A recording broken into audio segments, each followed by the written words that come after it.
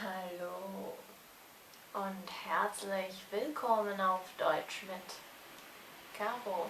Nós vamos falar hoje sobre contos dos irmãos Grimm. E eles são bem famosos, né? Tem até o seriado que se chama Grimm, né? Baseado, assim, levemente aí nas histórias que eles contavam. Bom, os irmãos Grimm, eles não apenas eram escritores. Muitas das suas histórias mais famosas não são de autoria deles, eles apenas ouviam algumas coisas, né? Algumas histórias que eram contadas pelas cidades e as anotavam. Então, eles lançaram algumas coletâneas, né, com várias histórias, cada uma delas, e algumas eram autorais, algumas eram só, assim, ouviram e anotaram mesmo, né, fizeram alguma adaptação ali, mas a ideia original não era deles. Então, vamos lá com os nossos dois contos cruéis de hoje. Zwei grausame Grimmsmärchen. Uma dessas duas histórias que eu vou contar pra vocês é famosíssima, inclusive o meu apelido é a Branca de Neve. Bom, a Branca de Neve é bem famosa, a história foi adaptada aí pela Disney, tem várias versões de livro, tem filme, tem desenho e tudo mais, só que vocês já devem imaginar que algumas partes são bem censuradas, foram, né, bem adaptadas, pegaram bem leve para que o público-alvo, que eram as crianças, pudesse assistir e ouvir essas histórias, né, lê-las também. Só que o negócio era meio tenso, na verdade, tá? Não vou contar a história toda. Só uma diferença que já temos aí é que... Não. Bom, eu não me lembro perfeitamente das circunstâncias em que ela e o príncipe se encontram, né? Não sei sobre quais circunstâncias eles se encontram e vão morar juntos e tudo mais. Nas versões aí adaptadas para o público-alvo mais jovem. Porém, nessas versões aí mais próximas do original, que foi contado pelos irmãos Grimm, o príncipe fica apaixonado pela Branca de Neve, assim, dada como morta. O que já é meio creepy, né? Porque eu acho que isso é parecido com a versão aí que a gente vê na Disney, né? Então isso aí já é um alerta de que esse cara é estranho. Outra coisa é que quando a Rainha Má ordena que o caçador a mate e traga uma parte do corpo da Branca de Neve a ela como prova, não é o coração que ela pede, são os pulmões da Branca de Neve. E nessa versão aí mais pesada, o caçador mata um javali e leva os pulmões do javali para a rainha. E ela os come pensando que são da Branca de Neve.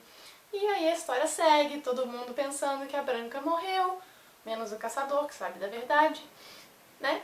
E quando o príncipe está carregando a Branca de Neve para o seu castelo, não ele mesmo, né, mas os seus criados e tudo mais, alguém tropeça e o caixão ali que ela tá, né, faz com que esse movimento desaloje o pedaço de maçã envenenada que tá na garganta dela e aí ela desperta. Então todo mundo, né, acaba descobrindo que ela está viva e menos a Rainha Má. E ela acaba indo ao casamento do príncipe com a Branca de Neve, achando que essa noiva era outra, porque o espelho havia dito a ela que havia sim ainda uma mulher mais bonita que ela, né? Mais bela que ela, mas ela não podia imaginar que era Branca de Neve. Então, como punição, no casamento da Branca de Neve com o príncipe, a Rainha Má é obrigada a calçar sapatos feitos de ferro em brasa e dançar com eles até a morte. Bizarro, né?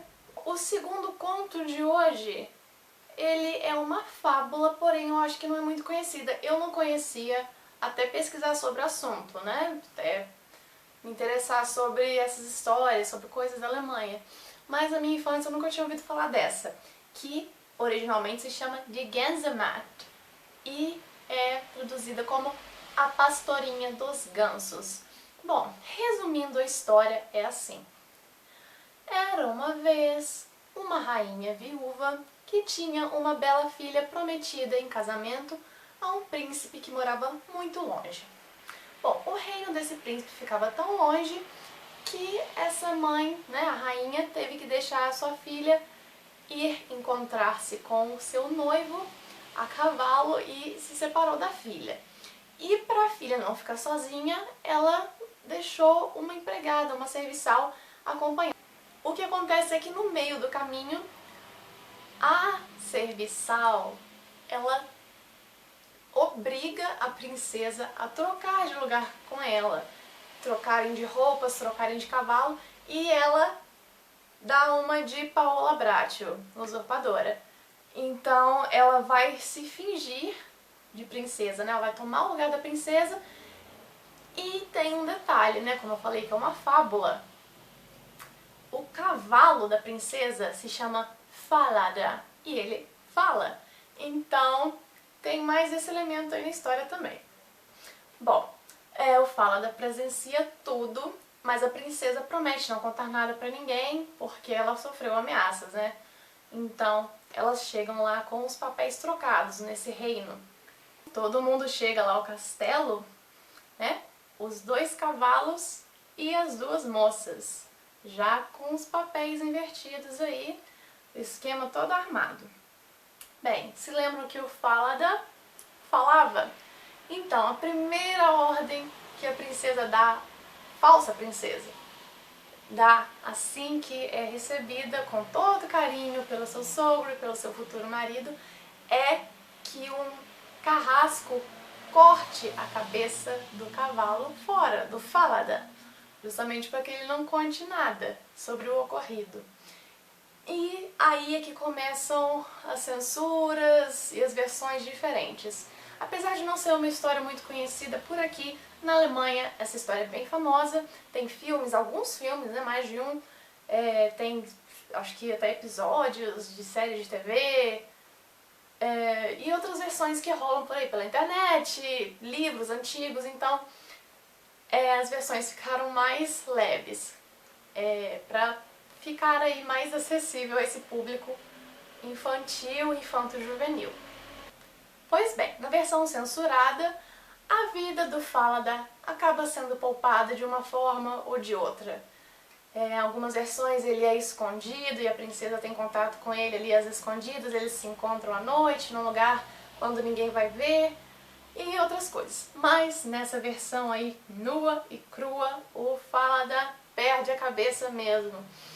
E a cabeça dele, a princesa real, dona dele, pede para que seja pendurada. Ela implora ao carrasco para que ele pendure a cabeça do cavalo sobre um portal da cidade, que era parte do caminho que ela fazia todo dia enquanto ela ia pastorear os gansos.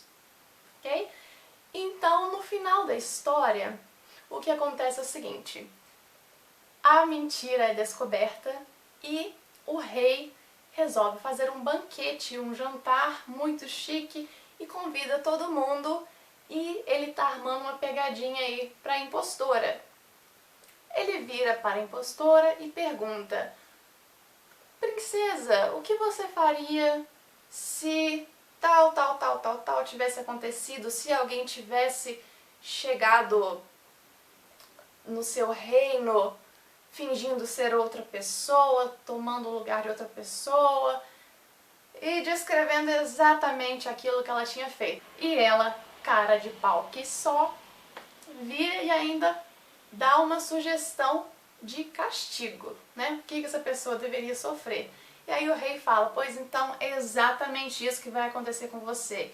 E aí, né, vira aquele auê todo e ela vai ser condenada aí por ter tomado o lugar da princesa, ordenado a morte do Falada e tudo mais.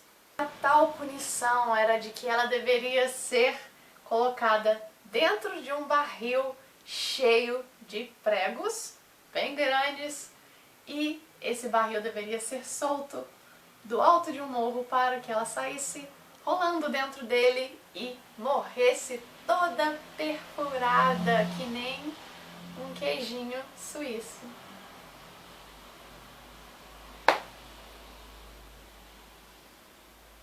Fim.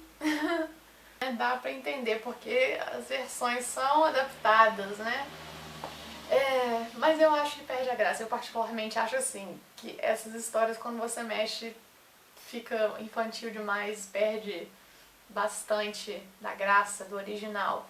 Não precisa contar para as crianças, elas vão acabar descobrindo sozinhas, mais velhas, né? E é isso que, na verdade, são as histórias dos irmãos Grimm. Não são continhos infantis. Muita gente vê essa palavra Märchen, né, que é conto, e o plural também é Märchen, tá? É a mesma palavra para o singular e para o plural. Aí as pessoas, muitas vezes, elas aprendem isso como conto, mas aí elas já associam automaticamente sempre a conto de fada.